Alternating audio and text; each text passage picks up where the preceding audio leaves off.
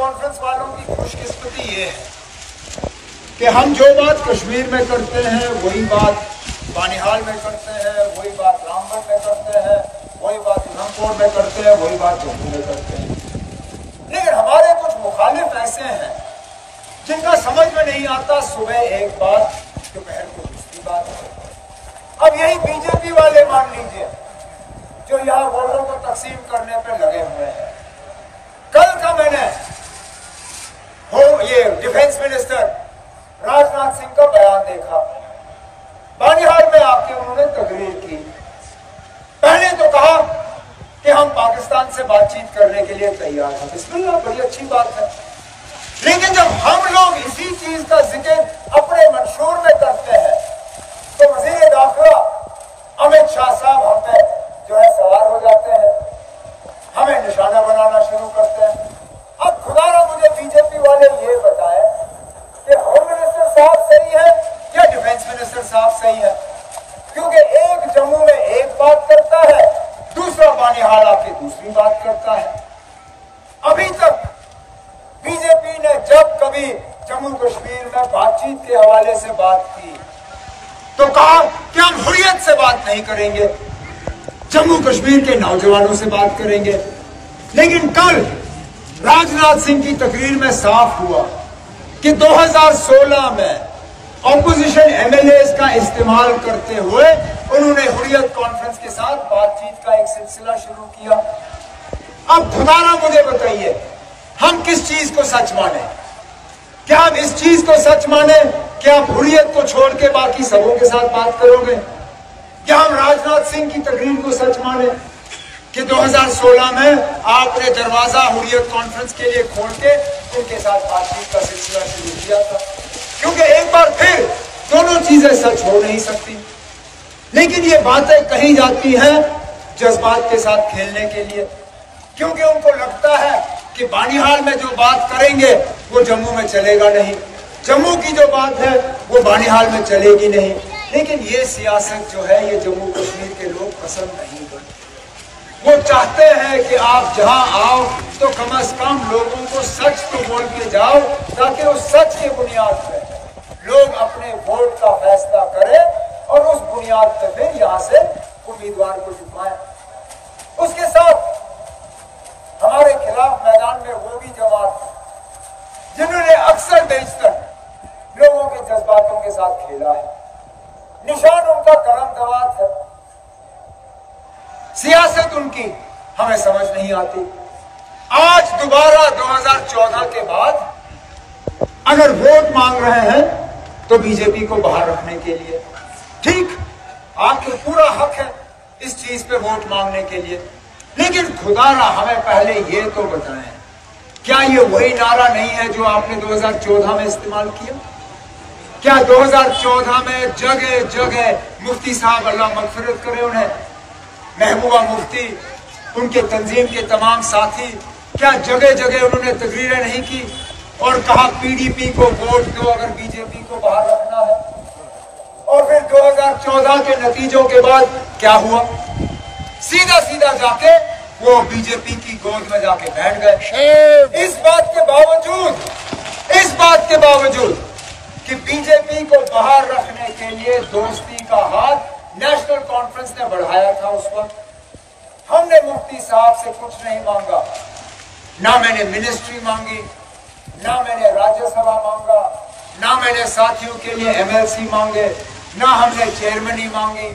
हमने इतना ही कहा मुफ्ती साहब अगर आप इन बीजेपी वालों को लाओगे जम्मू कश्मीर के लिए ये बहुत नुकसानदेह साबित होगा, आप हमारे साथ हाथ मिलाइए, 6 साल हुकूमत करिए, 6 साल आपको कोई दम नहीं करेगा, लेकिन खुदारा इन बीजेपी वालों को आप मत लाओ। उस वक्त मुफ्ती साहब को हमारी बात कबूल नहीं हुई, उन्होंने बीजेपी के साथ हुकूमत बनाई और जैसे कहते हैं लम्हों ने खता की, सदियों ने सजा पाई।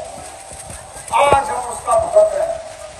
अगर हमारा अपना झंडा नहीं है, हमारा आईन अपना नहीं है, हमारी जमीनों पे हमारा हक नहीं रहा, हमारी दरियाओं पे हमारा हक नहीं रहा, हमारे आब हवा पे हमारा हक नहीं रहा, तो इस बात की बदौलत और आज भी अगर आप देखें मैं हैरान होता हूं। जम्मू कश्मीर में पिछले 5 साल तबाही लाने वाले यही बीजेपी, लेकिन आप आज भी देखें, अगर महबूबा मुफ्ती की कोई तकरीर है उसमें 90% हमला नेशनल कॉन्फ्रेंस के खिलाफ। बीजेपी का शायद ही वहां जिक्र होता है। अरे 370 लेने वाले वो, 35 लेने वाले वो, रियासत के 2 हिस्से करने वाले वो, रियासत से यूटी पे उतारने वाले वो, और हमला नेशनल कॉन्फ्रेंस के ऊपर। उसी से आपको पता चल जाता है कि अंदर अंदर से उनकी तार कहां जुड़ी हुई है। लेकिन हम लोग सिर्फ डरा धमका के वोट नहीं मांगते, हम लोग इंतजामिया का गलत इस्तेमाल नहीं करते, हम लोग लोगों के ऊपर पर्चे दाखिल नहीं करते। मैं यहां स्टेज पे बैठा था तो इलियास मुझे कह रहा था कि जब से इसने हमारे साथ हाथ मिला के सजाद को जितवाने के लिए काम किया है, तब से इसके ऊपर 2 केस ठोक दिए गए। उन केसों की कोई जवाजियत नहीं, लेकिन सिर्फ और सिर्फ इनको दबाने के लिए और तंग करने के लिए, इनके साथियों को मजबूर करने के लिए। इलियास कोई बात नहीं ना, ये चंद दिनों का खेल है, महीने के बाद कोई मतलब नहीं होगा ना। आज 9 सितंबर है, अब महीना भी नहीं रहा नतीजों को। आपने 29 दिन थोड़ा सा रखना है ना, आप सब्र। 30वें दिन सारा ठीक हो जाएगा, फिक्र नहीं है। जनाब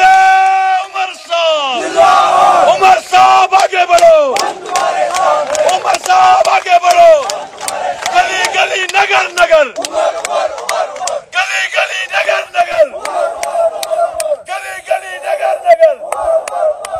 मैंने नेशनल कॉन्फ्रेंस के मंशूर के हवाले से बात की, और मैं उसमें से 2-3 अहम चीजों पे यहाँ बात करना चाहूंगा। देखिए, सियासी जो हमने वादे किए 370 को लेके, रियासत का हमें दर्जा वापस मिले उसको लेके, वो तो ठीक है, लेकिन उनसे आपके रोजमर्रा के जो मुश्किलात हैं, परेशानियां हैं, वो दूर नहीं हो। और हमने अपने मंशूर में सिर्फ सियासी बातें नहीं की हैं, सिर्फ आपको डरा धमका के हम वोट हासिल करने की कोशिश नहीं कर रहे। हम चाहते हैं कि एक बेहतर जम्मू कश्मीर हम अगले 5 साल में जो है कायम करें, और उसके लिए आप हमारा मंशूर देखें, अंग्रेजी में भी है, उर्दू में भी है। हमने कुछ ऐसी बातें की हैं जो हमें लगता है हर किसी को जो है उससे फायदा होगा। हम एक यहाँ बेरोजगार नौजवानों की एक फौज है, बदकिस्मती से यहाँ प्रोजेक्ट बने, चाहे टनल हो, रेल हो, हाईवे हो, ठेकेदार भी बाहर से, इंजीनियर भी बाहर से, काम करने वाले भी बाहर से, मजदूर भी बाहर से।